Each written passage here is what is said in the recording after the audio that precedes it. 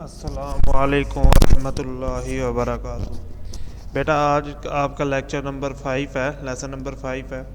आज हम आपकी बुक की चैप्टर नंबर 5 की एक्सरसाइज के बारे में पढ़ेंगे। वहाँ पे जो कुछ क्वेश्चन दिए गए हैं उनके आंसर आपको बताऊंगा, जो आपने अपने होमवर्क में लिखने भी हैं और तैयार भी करने हैं।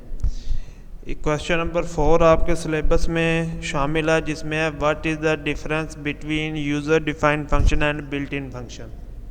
बेटा ये आप पहले जो है पढ़ भी चुके हैं। बिल्ट इन फंक्शन क्या होता है, यूज़र डिफाइंड फंक्शन क्या होता है। बिल्ट इन फंक्शन बेटा ये वो फंक्शन या प्रोग्राम होते हैं जो रिटर्न किए जाते हैं by developer of the language. वो जो लैंग्वेज को डेवलप कर रहा होता है, वो जो फंक्शन लिखता है उन्हें हम कहते हैं बेटा वो हमारे बिल्ट इन फंक्शन है।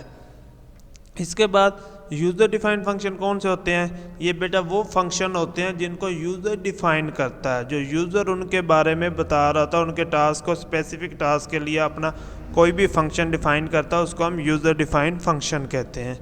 ये बिल्ट इन फंक्शन जो होते हैं बेटा ये बेसिक लैंग्वेज के पार्ट होते हैं, लेकिन ये यूज़र डिफाइंड फंक्शन उसका पार्ट नहीं होते। तीसरा ये सिंगल वैल्यू में रिटर्न करते हैं और इनको हम किसी प्रोसीजर के लिए रेफर्ड एज ए प्रोसीजर, कोई प्रोसीजर अगर हमने अपनाना तो उसके लिए हम इसको यूज़ करते हैं। बिल्ट इन फंक्शन में आप एक और भी चीज़ लिख सकते हैं कि यानी आप बिल्ट इन फंक्शन की टाइप्स के नाम लिख दें, इसकी कौन कौन सी टाइप्स हैं, और एक और आप इधर अगर यूज़र डिफाइन में लिखना चाहते हैं तो बता सकते हैं इसमें कौन सी स्टेटमेंट यूज़ होती हैं। गो सब रिटर्न स्टेटमेंट वगैरह यूज़ होती है, उनका भी आप बता सकते हैं। इसके बाद बेटा आपका अगला क्वेश्चन नंबर 9 आपके सिलेबस में है। वहाँ पे क्वेश्चन पूछा गया है differentiate between data file and program file. अब बेटा जैसे डाटा फाइल नाम से ज़ाहिर हो रहा है, ऐसी फाइल जिसके अंदर डाटा पड़ा हुआ है उसको हम डाटा फाइल कहेंगे।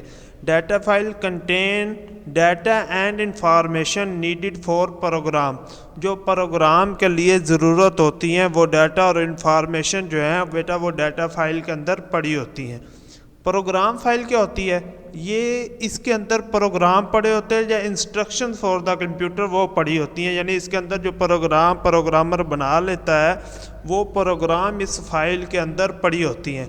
लेकिन डाटा फाइल में क्या, प्रोग्राम बनाने के लिए जो हमें डाटा इंफॉर्मेशन चाहिए होता है वो डाटा फाइल के अंदर पड़ा होता है। डाटा फाइल की बेटा आगे टाइप्स हैं, रैंडम एक्सेस और सीक्वेंशियल एक्सेस, ये इसकी दो टाइप्स हैं। ये था क्वेश्चन आपका differentiate between data file and program file.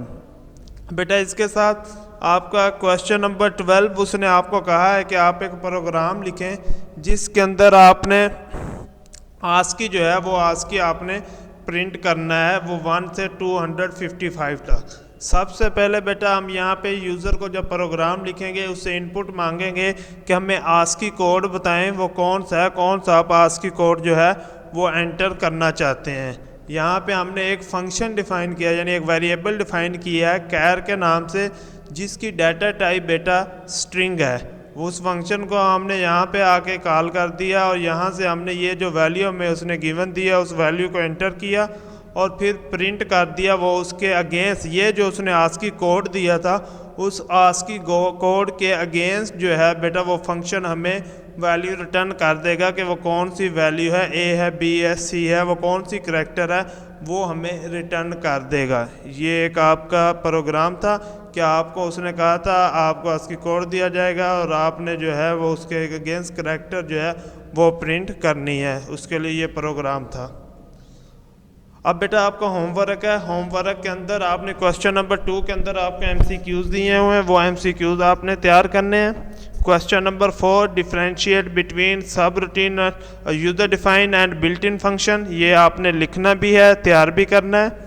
Question number 6 describe the use of gosub return statement, ये आपने लिखा होगा, पहले आपके होमवर्क में ये था, उसमें उसका आंसर भी लिखा गया था, वहीं से ये क्वेश्चन भी तैयार करना है। और इसके बाद आपका क्वेश्चन नंबर 9 अभी आपको उसका आंसर भी बताया, डाटा फाइल और प्रोग्राम फाइल में डिफरेंस क्या है। और उसके बाद बेटा क्वेश्चन नंबर 12 ये आस्की कोड के लिए प्रोग्राम जो है ये प्रोग्राम आपने अपनी नीट नोटबुक में लिखना भी है और इसको तैयार भी करना है, इसकी प्रैक्टिस भी करनी है।